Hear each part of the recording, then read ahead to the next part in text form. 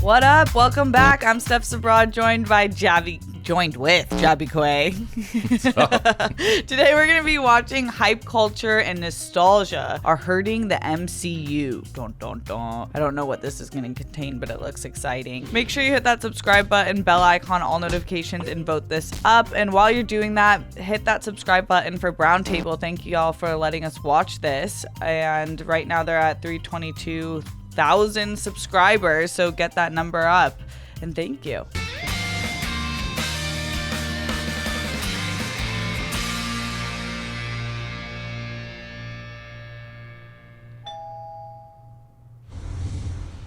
Let me preface with, yeah, I enjoy the MCU. Will I watch every movie? Absolutely, I grew up with this thing. Will I watch every show? But bottom line, I've been a fan since Iron Man, and I'm always interested in where the Marvel Cinematic Universe is going. And it seems to be going in a really interesting direction. I recently watched Moon Knight, I recently watched Doctor Strange, and I've looked into She-Hulk, Miss Marvel, and the rest, and I have a lot of thoughts. The title of this video talks about hype culture and nostalgia, but that's not all I want to talk about, though those are the main points. I want to talk about what's hurting the MCU in general, because I think there's a lot going on that has me feeling more and more disinterested with every passing month, which is surprising because Marvel's pumping out more and more content every year. So let's start this off with hype culture. I feel there's different ways of describing this. One way I describe hype culture in terms of the MCU is, you know how Iron Man ends with Nick Fury going, "I'm here to talk to you about the Avenger Initiative." That right there. That creates hype, and that's cool. We get a few more movies and boom, out of that hype, out of that build-up, pops out the Avengers. But recently, the Marvel Cinematic Universe has been relying on hype culture a little too much. So now instead of these moments taking place besides the story or after it, moments like these are now integrated into the story itself. And there's not much way of getting around it. Remember Age of Ultron's Thor scene, where it's basically a minute-long ad for Infinity War? That's always in the MCU now, and in different ways, too. The MCU constantly hypes up its future projects in the middle of its current projects, like it's a YouTube video, and it's a little weird, not gonna lie. I talked about this in my Hawkeye video, and I wanted to expand upon it here. Yeah, if you missed out on my Hawkeye video, shame on you, okay? How dare you? I'm joking, I love you, please subscribe. A massive problem Hawkeye had is the lack of payoff. Its decision to build up hype episode after episode to then blow the massive load of the Kingpin. Yes, Netflix's Daredevil Kingpin, one of the most celebrated adaptations of all time, with a text message, is nuts. Instead of actually developing... I didn't like Hawkeye, so I was trying to think about if that was one of the reasons. I did not like it. It just wasn't my favorite at all.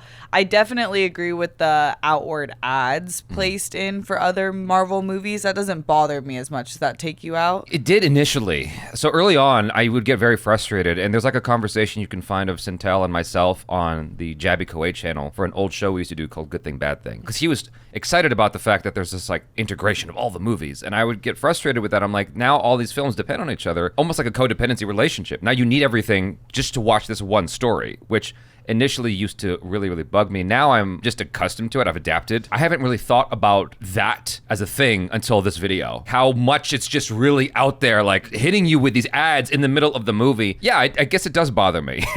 Saving it for the very end of the film, fine. But to do it in the middle of your show or in the middle of your movie does kind of frustrate me. Yeah, it takes you out a little bit. Yeah. Every time I notice it, I'm like, okay. Yeah.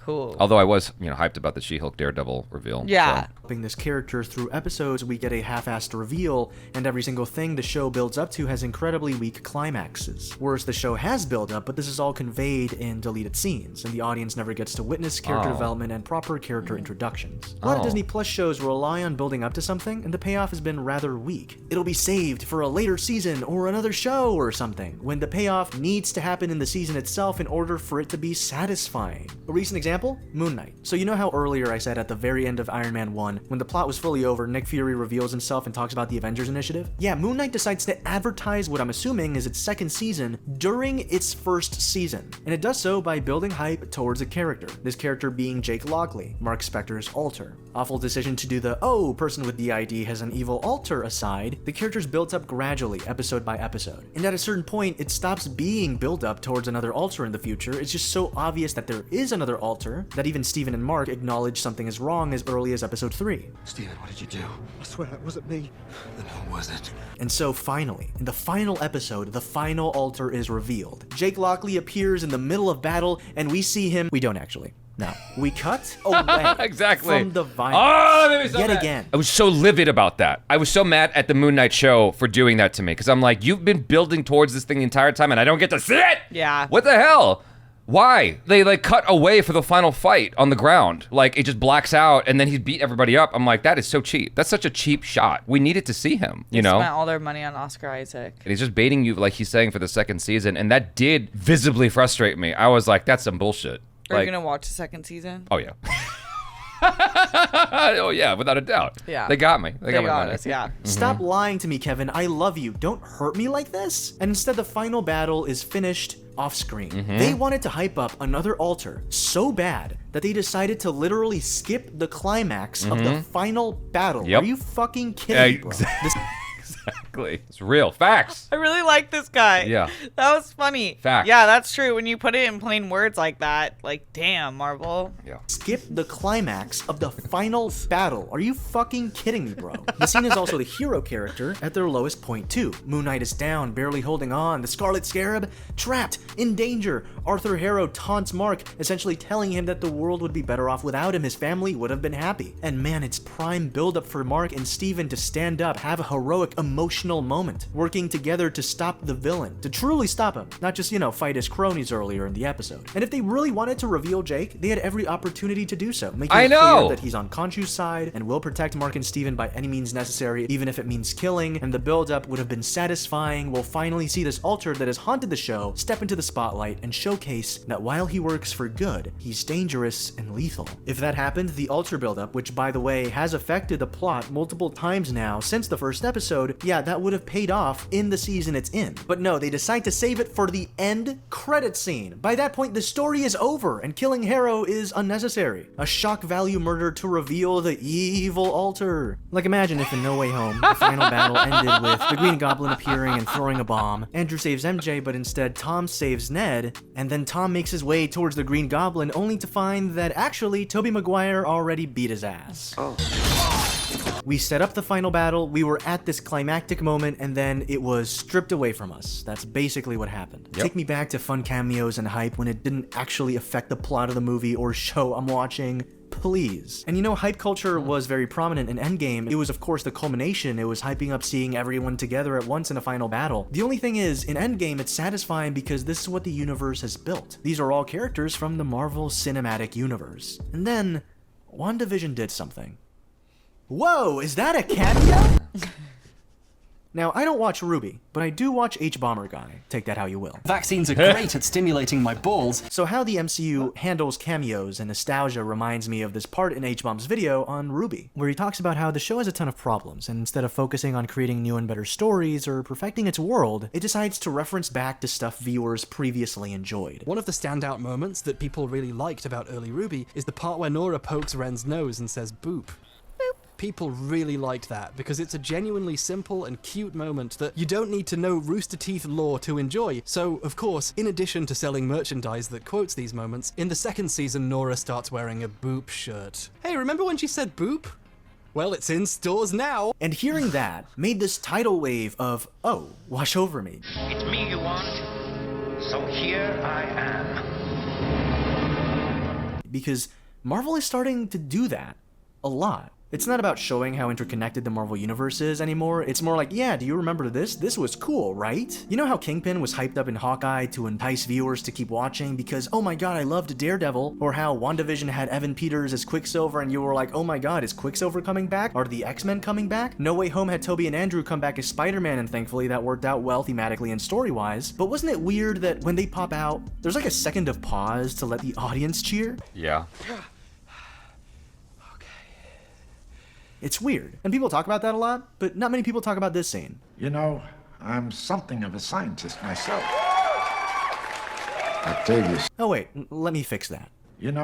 I'm something of a scientist myself. I'm something of a scientist myself. Octavius knows what I can do. It also happens in Multiverse of Madness. The Illuminati appear and Have they're you all seen the given, like, Spider-Man 2 scenes? seconds. No. Have you seen the Spider-Man? Have you watched deleted Spider-Man No scenes? Way Home? Yeah. Like since it came out No. on video. It's the weirdest thing when you see those scenes without any of the cheering. It just doesn't make any sense. It's like, why is there such a lingering moment here? I feel like the theatrical cut and the DVD cut should have been different. Yeah, it's that like, makes more sense. Because when you're with an audience and like there's an opportunity to cheer like hoorah together, that's a feeling I will always remember. I will always remember being in the theater and just seeing the fucking theater lose its mind. Like, that was cool. Like a concert. At home, that's gone. Yeah. And it's not as effective for the story. You're like, yeah? Yeah, exactly. For the audience to cheer. And oh my gosh, guys, Peggy Carter said, I can do this all day. Remember that. But here's the big fucking problem. Because a lot of this has been about how, yeah, it can make the MCU dip in quality from time to time, but a lot of these problems have been about how they affect me as a viewer, how I feel about these movies and shows, and that's all subjective. Well, the concept of the multiverse, which was explored in the only true fantastic Disney Plus show, Loki, and the MCU's decision to introduce Evan Peters as Quicksilver in WandaVision to test out how the audience would react to cameo characters, has led to Marvel movie fans wanting more. What do I mean by more? Well, let's look at this little Twitter account called Moth Culture. See, Moth Culture reports rumors and fabricated news like, oh, Tobey Maguire is in Multiverse of Madness. Okay, what's the source? Your ass? Got it. Hello. This is a very different format. So I was going through the video and I was like, I want to explain better what Moth Culture is, because their Twitter is just so nuts. And honestly, if you don't take it seriously, it's like the funniest thing of all time. And I'm also wearing a hat because I don't want to make my hair today. Not that my hair looks good anyways. So scrolling past like a bit of Thor and it's already like, bro, he's coming. Beta Ray Bill coming on screen, I don't think would be allowed. Actually, would Beta Ray Bill have a normal dick? Or a horse. Okay, here we go. Rumor, according to some insider sources, Universal is actively developing a standalone Hulk film, perhaps without Ruffalo. Sources speculate.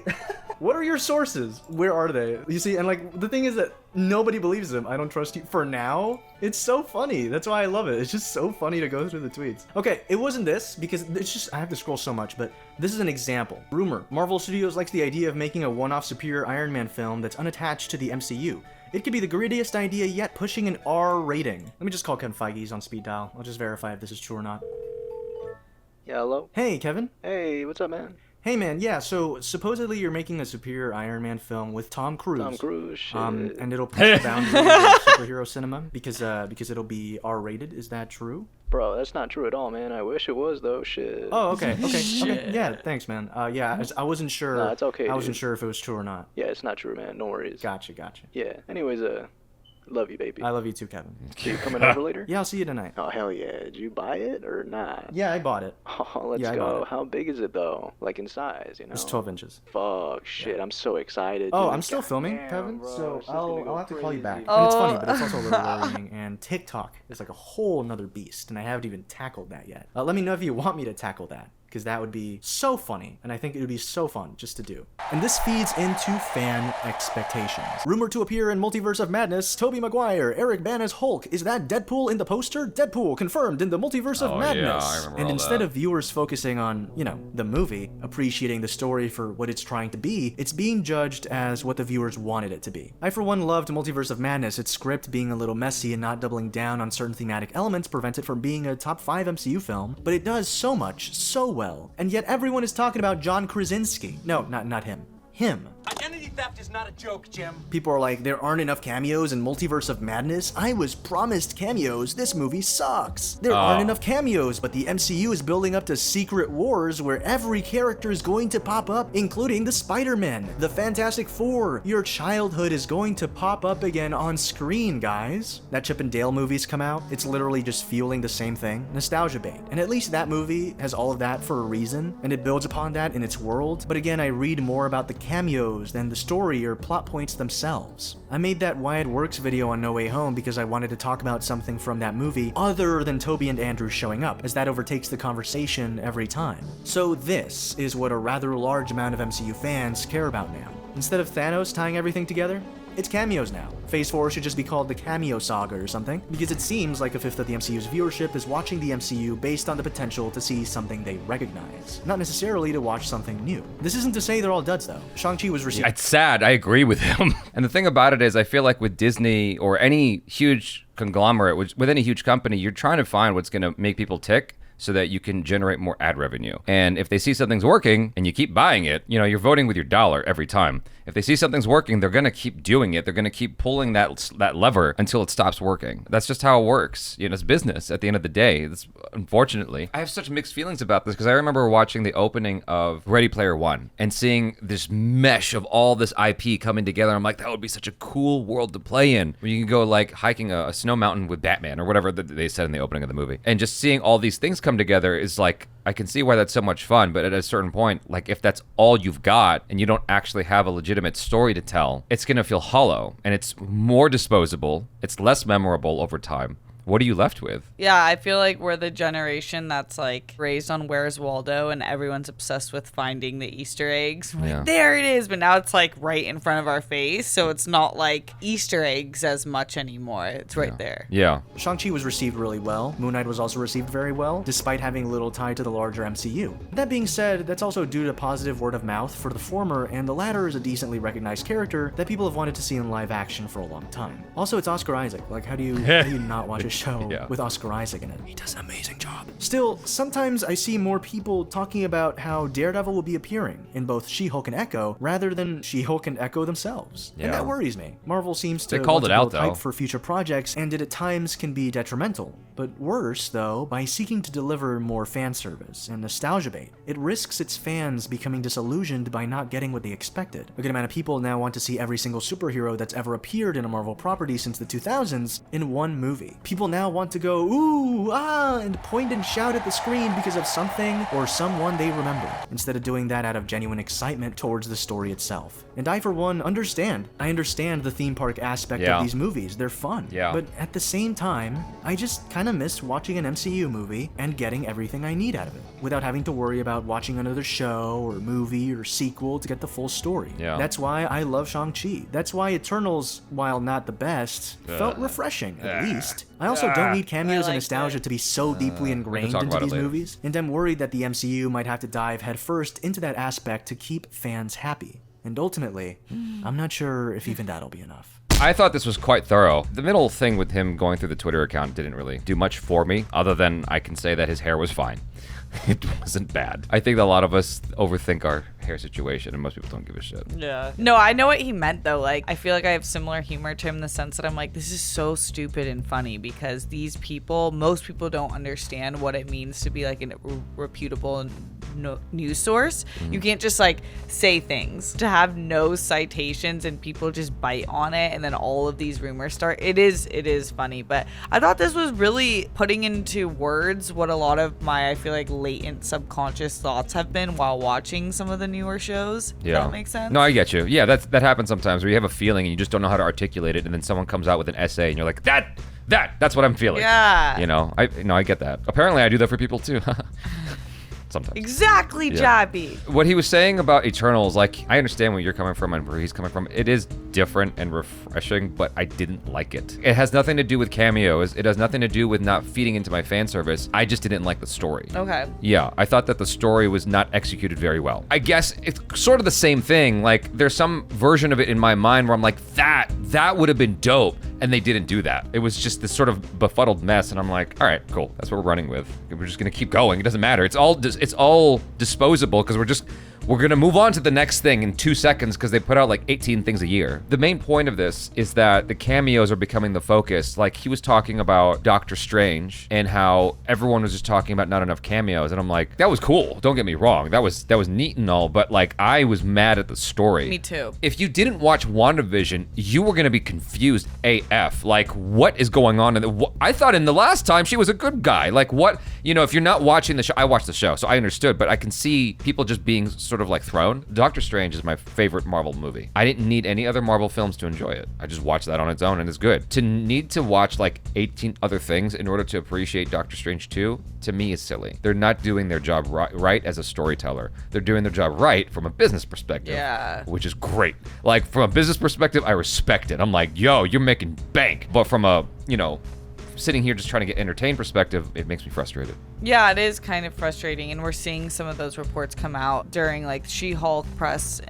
Some of the people who worked on that show were talking about the unbearable deadlines that they're putting on people, and it's like For the VFX artists? Yeah. The deadlines, and then like I feel like the cameos, like all of these things that they're sitting down writers and being like, you have to integrate this. I can imagine that being a really hard environment to be like a creative. You get to work on some really cool IP and then have to wedge in these things because woo! The VFX artists have it the worst, I think, because unlike you and I who write stuff, we can change something on a page like that. For a VFX artist to do the same thing, it takes a considerable amount of time to overhaul something they've been spending so much time on. I think that a lot of people in the higher ups don't really appreciate just what goes in. They're like, give it to me. Yeah. You're like a factory. You're a machine. Give it to me. Yeah, what do you mean it's not done? Yeah. You have to process an entirely new face for She-Hulk than Bruce Banner. And that's the one thing that has concerned me for a while about digital filmmaking, because it used to be you shot something on film, it had to go and get like processed, and then eventually you can like start putting what's it called? NLEs. I forgot what they're called, about like these editing machines that you'd work with. The whole process took a while is the short of it. You shoot something and 10 seconds later, your editor on set is cutting it. Like right there. And so you can immediately see what you need to get next. While that's cool, it leads us into the trap of being ill-prepared for things and not having like proper storytelling. It's like, oh, okay, we can just fix this. Like I heard of terrible things like Michael Bay leaving C-stands in the middle of his shot. It's like, they'll just fix it in post. They'll just take it out. You didn't have to. You could have just moved it. It plays into the generation of Amazon Prime where we're like, now, like we want, what do you mean it can't come in 30 minutes? Like, what do you mean you can't cut this edit in an hour? Yeah. Like, we just want everything convenient and quick. Netflix is rolling back on that, I heard. Yeah. They're not going to do these huge releases, which is what made them famous, where you get all the episodes in one day like Cobra Kai. It's going to be released weekly, which I'm like, I have been asking for that for years. Yeah. Ever since they started doing it with like House of Cards, I'm like, I don't think this is a good idea. It's not good for the brain. There's no way that you can enjoy the content the same way and appreciate it the same way when you're disposing of it within 24 hours. When it sits with you, like the way Game of Thrones does, each episode is sitting in your brain longer. You're like holding on to that for the next part and the next part, you know, whatever the case may be. And you're talking about it with people. Yeah, it's from a business standpoint, it's better too, because you have a longer conversation period that's going on. And then as a viewer, like when they released like Stranger Things, you know, I was really behind on it, and it's just the stress I felt. I'm missing the window of conversation. Yeah. No, I know, totally. Going back to this, I do hope that Marvel finds a way to service storytelling better rather than it just being this circus of nostalgia and cameos. I feel like, and I might be wrong, because Marvel's been doing a fantastic job. I feel like there's this weird current of Marvel fatigue, and I think it's been cropping up. And I think Marvel and Disney knows this. Yeah. And I feel like there is a possibility we will see a shift towards DC because you don't have this. You don't have this nonsense where you have to watch 8 other shows to understand what's going on in this story. A lot of these DC films coming out, like you could just watch that one movie and be all right. I don't need to watch 8 other DC films to watch Pattinson's Batman. Yeah. I think we're gonna see a migration towards that in the DC side, but maybe I'm wrong, and maybe we're just at the beginning of things with MCU, and it's way north from here. So. I feel you. Yeah, I think they've been trying out a few things. I will give them credit because I do feel like they're the best at, in terms of major production companies right now, listening to fans and kind of redoing their whatever they're putting out there to make fans happy. So I feel like I felt that, where a lot of people are like, I can't keep up anymore. It's like too much. So I'm curious what the next phase will look like, because I think they'll have to pull the brakes a little bit. You pump the brakes. Yeah. Pump the brakes. Yeah. Pull the brakes. All Whatever. right. Cool. Pump the brakes. Well, thanks for watching Browntable. Thanks again. I really enjoyed that video. Make sure you hit that subscribe button, bell icon, all notifications, vote this up. Make sure you hit that subscribe button for Browntable as well. I'm Steph Sabra. This is Jabby Kuwait. Much love.